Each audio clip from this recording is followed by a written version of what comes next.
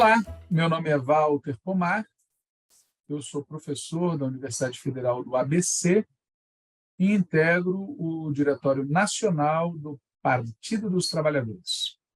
Mas eu estou aqui na condição de contador de histórias.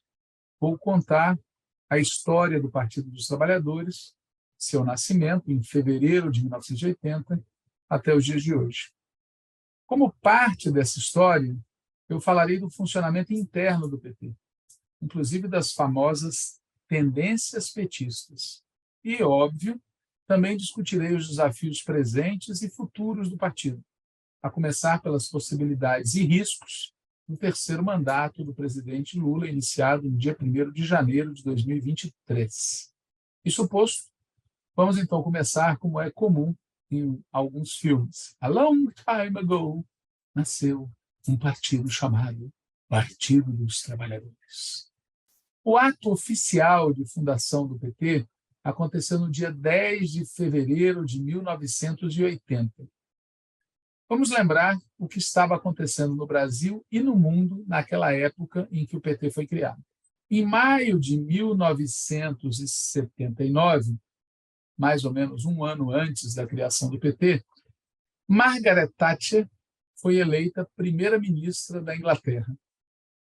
Margaret Thatcher será conhecida por diversos motivos, entre os quais um acrônimo, TINA, formado pelas primeiras letras do slogan There is no alternative, ou seja, não há alternativa. No caso, na opinião dela, não haveria alternativa ao capitalismo, ao neoliberalismo, ao mercado, etc. Além de Margaret Thatcher, outro grande líder, o que futuramente chamaríamos de neoliberalismo, foi Ronald Reagan, que em novembro de 1980, vários meses depois da fundação do PT, foi eleito presidente dos Estados Unidos da América. Hoje, nós sabemos que a eleição de Thatcher e de Reagan foram muito importantes para o sucesso da chamada ofensiva neoliberal. Mas, na época, existiam muitos outros sinais, que apontavam não para a direita, mas que apontavam para a esquerda. Por exemplo, 5 anos antes do PT ser criado, a Guerra do Vietnã terminou, e terminou com a derrota dos Estados Unidos. Na África, na mesma época, o Império Português, aí esta terra ainda vai cumprir seu ideal. Pois é, o Império Português também estava sendo derrotado, com a vitória dos movimentos que lutavam pela independência de países como Angola, Moçambique e Guiné-Bissau. Aliás, na metrópole portuguesa, um pouquinho antes, também ocorreu uma linda festa do povo, a Revolução dos Cravos, iniciada em 1974. Outra revolução importantíssima ocorrida naquela época e que tem impactos na política mundial até hoje, foi, em janeiro de 1979, a Revolução Iraniana. Naquele momento, o Shah Reza Pahlavi teve de fugir e logo depois se instalou no Irã uma república islâmica. Pois bem, um dos países que faz fronteira com o Irã é o Afeganistão. E naquele ano de 79, mas no dia 24 de dezembro, portanto, meses antes da criação do PT, tropas soviéticas entraram no Afeganistão. Sim, tropas soviéticas. Naquela época, existia a União das Repúblicas Socialistas Soviéticas. Mas aqui na América Latina, os socialistas só dirigiam 3 governos. O de Cuba, o da pequena ilha caribenha de Granada e o governo da Nicarágua. Na Nicarágua, a Frente Sandinista de Libertação Nacional tinha derrubado a ditadura de Somoza, que governava o país desde 1934, e a chegada dos sandinistas ao governo e ao poder ocorreu exatamente em julho de 1979. Em outros países da América Latina, como é o caso da Argentina, do Uruguai, do Chile e do Paraguai, o ano de 1980 começou sob ditadura. É o caso do Brasil. Nós vivíamos sob uma ditadura militar iniciada em 1964. O período da ditadura foi muito difícil e foi muito duro para a maioria do povo brasileiro. Não foi ruim só para quem lutava contra a ditadura. Foi ruim também para uma parte importante do nosso povo. Foram anos de muita exploração e de muita opressão.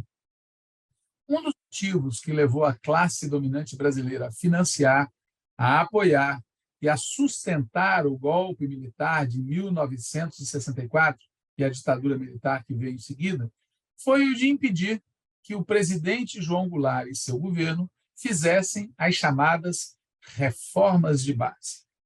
Reforma agrária, reforma educacional, reforma tributária, reforma eleitoral, reforma urbana, reforma bancária.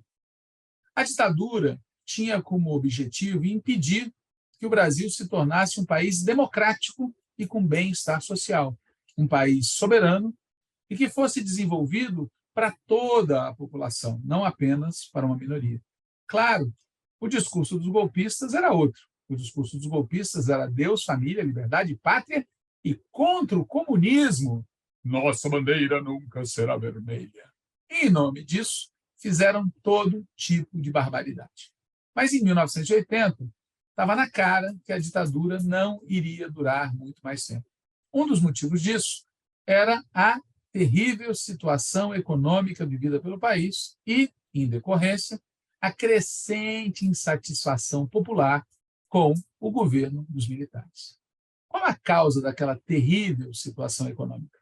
Há várias causas, entre as quais a alta dos preços do petróleo, o crescimento da taxa de juros dos Estados Unidos e o sacrifício imposto pela ditadura militar ao povo brasileiro com o objetivo de honrar o chamado serviço da dívida externa.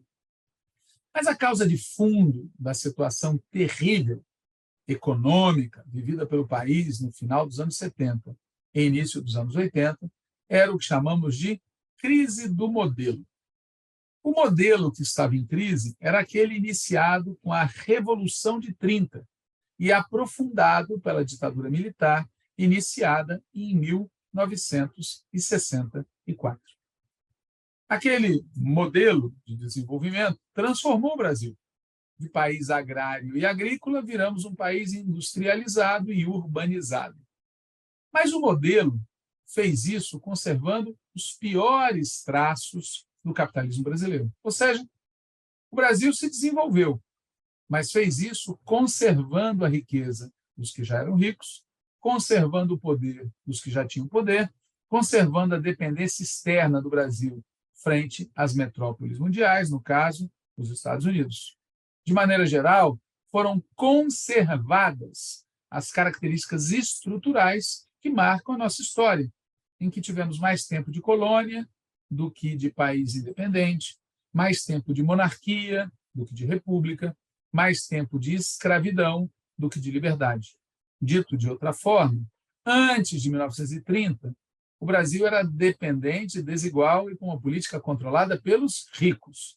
E, em 1980, depois de décadas de desenvolvimentismo conservador, o Brasil continuava dependente, desigual e com uma política controlada pelos ricos, ou seja, uma democracia oligárquica.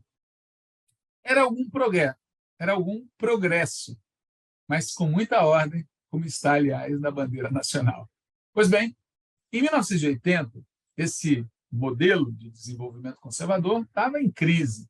Paradoxalmente, em boa parte, aquela crise devia-se ao próprio sucesso do modelo. Afinal, o desenvolvimentismo conservador foi tão exitoso que aprofundou brutalmente todas as contradições do Brasil. E, em decorrência disso, a coisa toda entrou em crise. Claro que essa crise do desenvolvimentismo conservador estava conectada ao que se passava no resto do mundo. Os anos 70 foram anos de crise mundial do capitalismo. A crise do capitalismo ocorrida nos anos 70 foi diferente da crise que tinha ocorrido em 1929 e, claro, também é diferente, a gente sabe disso hoje, da crise que ocorreu em 2008. Mas há pontos de semelhança, entre os quais o seguinte: como o Brasil era e continua sendo um país dependente, o que ocorre lá fora causa danos em dobro aqui dentro. A crise do desenvolvimentismo conservador também estava relacionada com o esgotamento da própria ditadura militar. A crise enfraquecia a ditadura, e o enfraquecimento da ditadura contribuía para a crise piorar. Resumo da ópera. Em 1980, o Brasil tinha chegado bem perto de virar uma potência industrial, mas bateu na trave. E desde então, temos percorrido uma estrada que está nos convertendo em uma subpotência primário exportadora, além de, claro, paraíso da especulação financeira. É como se o Brasil tivesse saído de 1930, chegado em 1980 e, desde então, voltado várias casas para trás, até chegar numa situação parecida com a que já vivíamos na véspera da Revolução de 30. Mas não vamos fazer spoiler, né? E vamos então voltar ao ponto da nossa exposição. No final dos anos 1970, início dos anos 1980, a crise do desenvolvimentismo conservador gerou uma divisão profunda na classe dominante brasileira. Uma parte menor da classe dominante queria manter a ditadura militar. Outra parte da classe dominante defendia a chamada redemocratização do Brasil, ou, leia-se, queria a volta dos governos civis, o que, como nós sabemos, está muito longe de significar democracia real para a imensa maioria do povo brasileiro. Mas, para além dessa divisão política, em 1980, a classe dominante também estava dividida acerca do que fazer com a economia. Uma parte menor da classe dominante queria manter o chamado modelo que era sustentado em 3 pilares: o capital privado, o capital estrangeiro e a ação do Estado. Outra parte, bem maior, da classe dominante estava sendo atraída pelo que hoje conhecemos com o nome de políticas neoliberais, ou seja, Estado mínimo, abertura comercial, privatizações, etc. Claro que, naquela época, o discurso do Estado mínimo podia ser confundido com o discurso de quem estava defendendo o fim da ditadura militar. Motivo pelo qual, na frente ampla daquela época, vejam que coincidência, né? Tinha muito democrata neoliberal, ou, para usar o termo da época, tinha muito democrata liberal. Claro que alguém pode perguntar: como é que pode ser democrata alguém que piora as condições de vida do demo, piora as condições de vida do povo? A resposta é: os democratas liberais e neoliberais defendiam e seguem defendendo uma democracia institucional, com eleições formalmente livres, divisão de poderes, etc. Mas, ao mesmo tempo, defendiam e seguem defendendo uma política econômica que piora as condições de vida do povo. Não admira que, alguns anos depois do fim da ditadura, houvesse gente do povo acreditando no discurso feito pelos adeptos da ditadura, discurso segundo o qual, na ditadura, o povo supostamente vivia melhor. Bom, falei que a classe dominante estava dividida. E o povo? Como é que estava o povo nos anos 1980? O povo, ou pelo menos uma parte crescente dele, estava entrando na luta. Em 1980, o Brasil estava no meio de uma grande onda de lutas sociais. E essa luta alimentava e, ao mesmo tempo, era alimentada pelo crescimento da votação no Partido da Oposição Consentida, o MDB. Chamamos de oposição consentida porque o MDB, ou Movimento Democrático Brasileiro, foi criado em decorrência do Ato Institucional número 2, de 27 de outubro de 1965, e do Ato Complementar número 4, de 20 de novembro de 1965. Apesar do nome pomposo, esses 2 atos citados foram ilegítimos e ilegais, praticados pela ditadura militar com o objetivo de acabar com os 13 partidos políticos legalizados que atuavam no Brasil antes de 64. Detalhe, destes 13 partidos, só 2 podiam ser considerados de esquerda, o Partido Socialista Brasileiro e o Partido Trabalhista Brasileiro. O PTB, Partido Trabalhista, foi criado em 1945 por um dos braços do varguismo. No seu interior, tinha gente muito conservadora, mas também tinha gente muito progressista. Já o Partido Socialista Brasileiro foi criado em 1947, tendo como uma de suas fontes a chamada Esquerda Democrática, que pretendia fazer oposição de esquerda ao Getúlio Vargas, mas que na eleição de 1945 apoiara o brigadeiro Eduardo Gomes, da UDN. O PTB e o PSB, que tinham um funcionamento legal antes do golpe e foram proibidos pela ditadura militar, não eram os únicos partidos de esquerda que havia no Brasil. Os demais partidos da esquerda brasileira, antes mesmo do golpe, eram impedidos de atuar legalmente como partidos. É o caso do Partido Comunista Brasileiro, é o caso do Partido Comunista do Brasil, é o caso da Ação Popular e é o caso da Organização Revolucionária Marxista Política Operária, mais conhecida pelo apelido ROLOP. Claro que no período de intensa mobilização que precedeu o golpe de 64, as organizações que eu citei, assim como as ligas camponesas, viviam numa espécie de semi-legalidade. Elas atuavam abertamente, mesmo sem ter autorização legal para tanto. Seja como for, em 1965, no lugar dos 13 partidos que até então existiam legalmente, a ditadura autorizou a criação e o funcionamento apenas de 2 partidos, a Arena e o MDB. No programa da Aliança Renovadora Nacional, o tal Arena, a gente pode ler o seguinte: expressão política da Revolução de Março de 1964, que uniu os brasileiros em geral contra a ameaça do caos econômico, da corrupção administrativa e da ação radical das minorias ativistas, a Arena é uma aliança de nosso povo, uma coligação de correntes de opinião, uma aliança nacional. Bom, contra a Arena existia o Movimento Democrático Brasileiro, que era considerado a oposição consentida, aquela que a ditadura deixava existir. No começo, a Arena foi tão bem votada que chegou a ser chamada de maior partido do Ocidente. Mas, em meados dos anos 70, cresceu a votação no MDB, inclusive como forma de protesto contra a ditadura.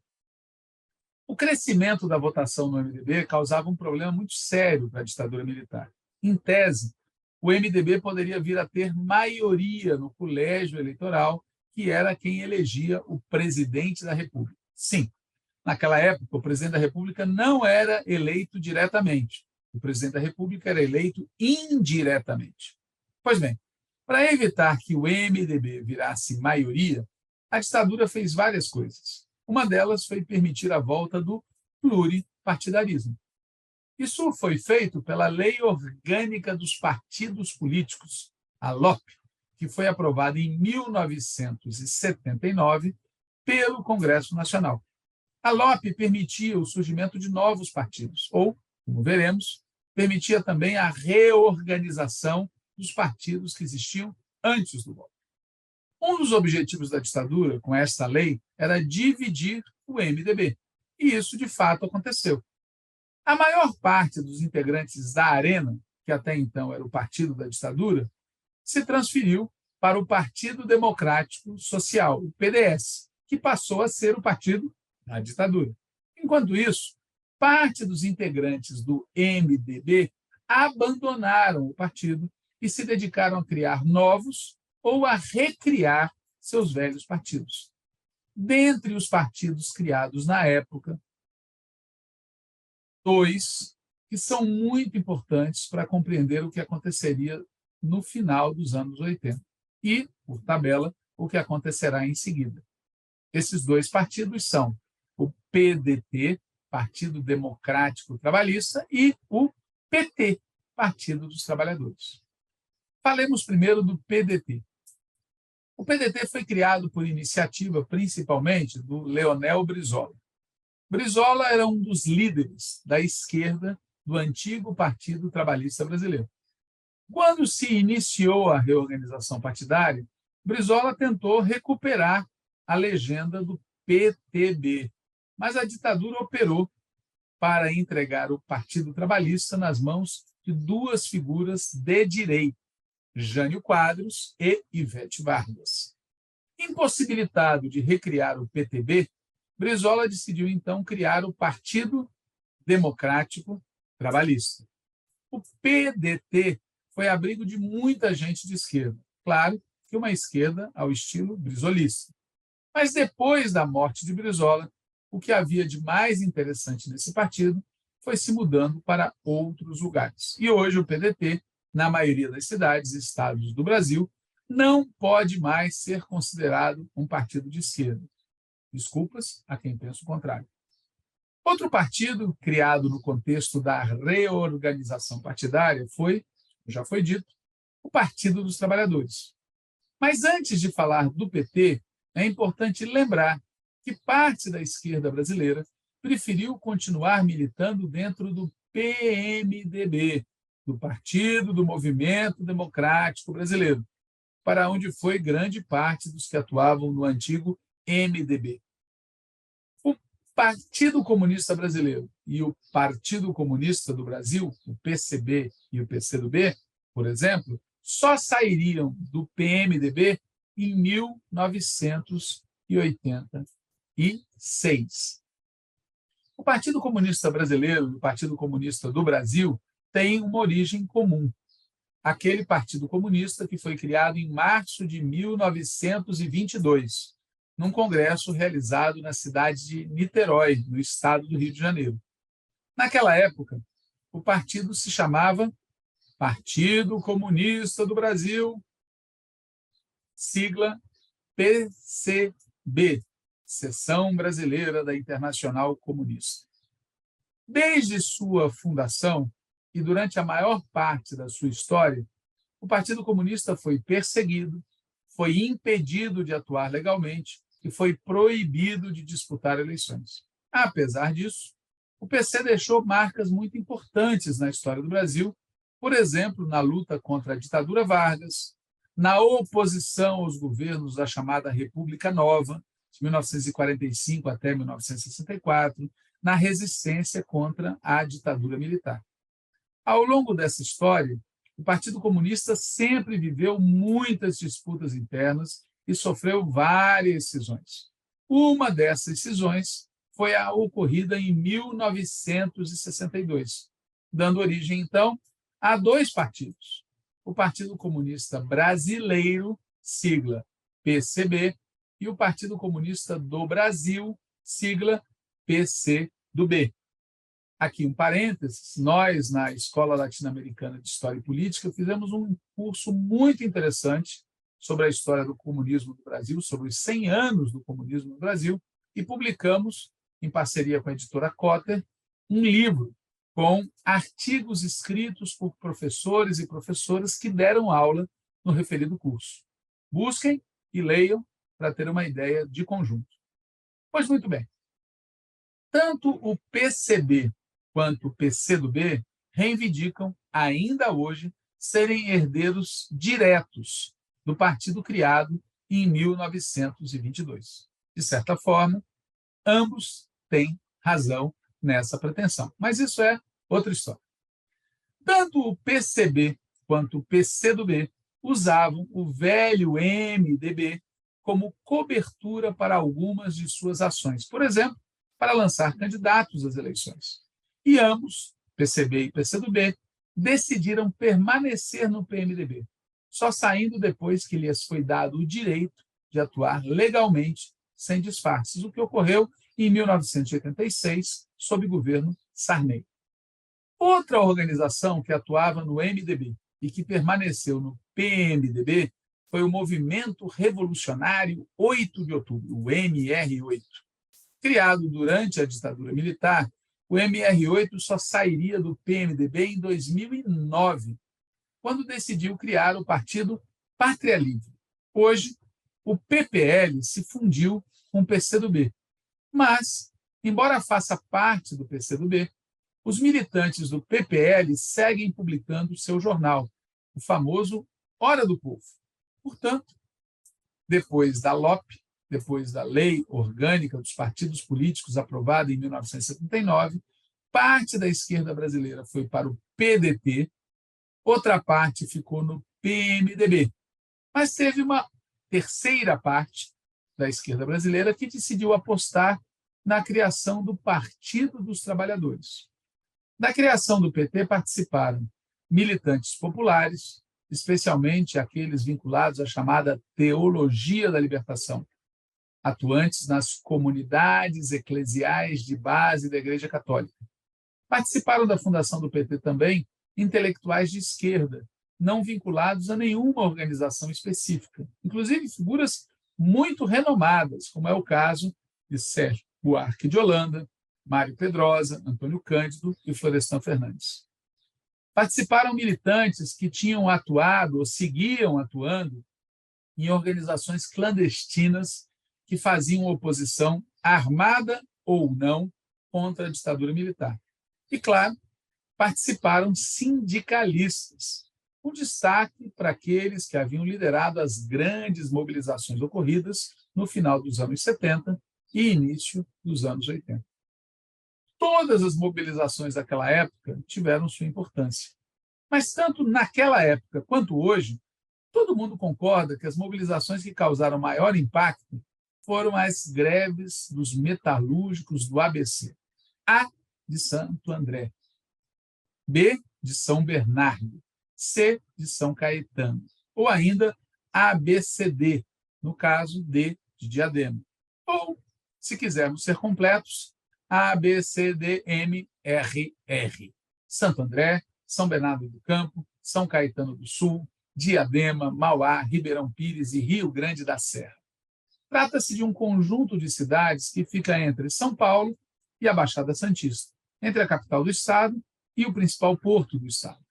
Nos anos 1970, é nessa região que ficava parte importante da indústria metalúrgica brasileira, especialmente as grandes montadoras de automóveis. Essas empresas tiveram enorme importância no chamado modelo, sobre o qual falamos antes. Portanto, o que faziam ou deixavam de fazer os empresários e os trabalhadores dessas empresas tinha grande importância. Por isso, teve uma transcendental importância as greves dos metalúrgicos do ABC, com destaque para aquelas realizadas sob direção ou sob influência do Sindicato dos Metalúrgicos de São Bernardo. Muitas daquelas greves não foram propriamente vitoriosas, mas foi da experiência daquelas greves que uma parcela importante da classe trabalhadora, aquela parcela que estava na vanguarda daquelas lutas, chegou à conclusão de que era necessário construir um partido dos trabalhadores. Claro que, parênteses, né? Se fosse hoje, a gente diria dos trabalhadores e das trabalhadoras. Mas nós vamos evitar o spoiler e o anacronismo. No surgimento do PT, há, portanto, um interessante paradoxo. O PT que conhecemos surgiu num ambiente de crise do modelo, de crise da ditadura, de reorganização autorizada dos partidos políticos, bem como de velhos e principalmente de novos atores que entram em cena. Para citar um livro muito interessante, escrito pelo companheiro Éder Sader, que foi militante da Polop, foi militante do MIR chileno e depois militante do PT, até sua morte precoce em 1988. Foi ele que escreveu sobre quando novos personagens entram em cena. Bom, onde é que está o paradoxo? Está no fato de que os sindicalistas, núcleo duro da criação do PT, chegaram à conclusão de que era preciso criar um partido, entre outros motivos, devido aos limites das lutas sindicais. Se aquelas lutas tivessem sido plenamente exitosas, talvez o PT não existisse. Ou, se existisse, talvez o PT fosse muito diferente do que é hoje. Isso é o contrário da imagem que muita gente tem, segundo a qual o progresso seria uma linha reta e ascendente, onde vitórias produzem novas vitórias e assim sucessivamente até a vitória final. O surgimento do PT é mais uma demonstração de que, às vezes, é uma derrota que nos faz avançar. E demonstra também que o avanço se faz por saltos e zigue-zagues, não apenas passo a passo e poucas vezes em linha reta. Um bom exemplo desses caminhos tortos pelos quais se escreve certo é a relação do PT com o socialismo, ao menos nesse momento de fundação e nos anos imediatamente posteriores. Está escrito lá no manifesto de fundação do partido, abre aspas, o PT buscará conquistar liberdade para que o povo possa construir uma sociedade igualitária, onde não haja explorados nem exploradores. Fecha aspas. A partir dessa declaração explícita, havia diferentes maneiras de encarar a relação do PT com o socialismo. Para alguns, o recém-criado PT seria um partido social-democrata. A depender do interlocutor, isso podia ser motivo de nojo ou motivo de entusiasmo. Já para outros, o PT seria uma alternativa mais do que fantástica ao etapismo predominante no movimento comunista brasileiro. Etapismo é o apelido com o qual ficou conhecida a estratégia de muitos partidos comunistas. Segundo esta estratégia, antes do socialismo, seria necessária uma etapa prévia, na qual a classe trabalhadora deveria se aliar com um setor da classe dominante, seja para derrotar o imperialismo e desenvolver a nação, seja para derrotar o latifúndio e desenvolver a indústria, seja para derrotar a reação e desenvolver a democracia, e assim por diante, às vezes, tudo junto e misturado. Em nome dessa estratégia etapista, muitas vezes o Partido Comunista promoveu alianças e adotou políticas que colocavam a classe trabalhadora a reboque da classe dominante. Aliás, a expressão reboquismo vem daí. Pois bem, para muitos militantes de esquerda que eram críticos do etapismo, a simples existência do PT era uma alternativa prática, concreta, à estratégia hegemônica, até então, no movimento comunista do nosso país. Da mesma forma, o fato do PT ser um partido de massas era visto por muitos militantes como um antídoto prático ao vanguardismo que predominou nas organizações que fizeram, ou que tentaram fazer, luta armada contra a ditadura militar. E o fato do PT ser amplo e plural também era visto como um diferencial frente ao cupulismo dos partidos tradicionais, mas também frente ao centralismo burocrático que predominava em muitas organizações de esquerda. Evidentemente, para quem militava em organizações críticas ao comunismo oficial, o PT era um grande espaço. Mas é bom lembrar que, para a maioria dos que estavam criando o PT, essas críticas e autocríticas não lhes dizia respeito. De fato, não dizia.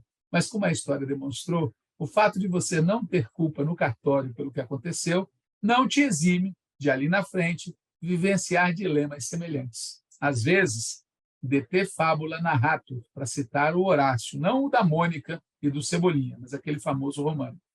Bom, seja como for, o fato é o seguinte: a fundação do PT ocorreu no dia 10 de fevereiro de 1980, no Colégio Sion.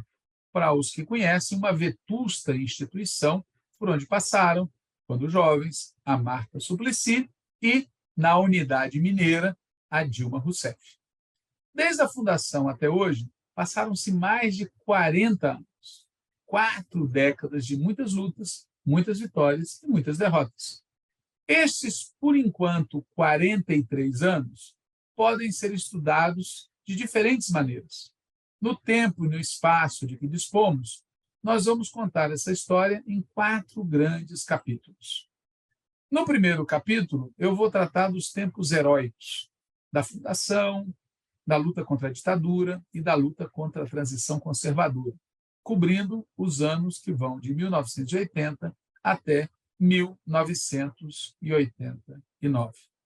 No segundo capítulo, eu vou tratar da luta contra o neoliberalismo, portanto, dos anos de 1990 a 2002, quando o Brasil foi governado por Fernando Collor, Itamar Franco e Fernando Henrique Cardoso.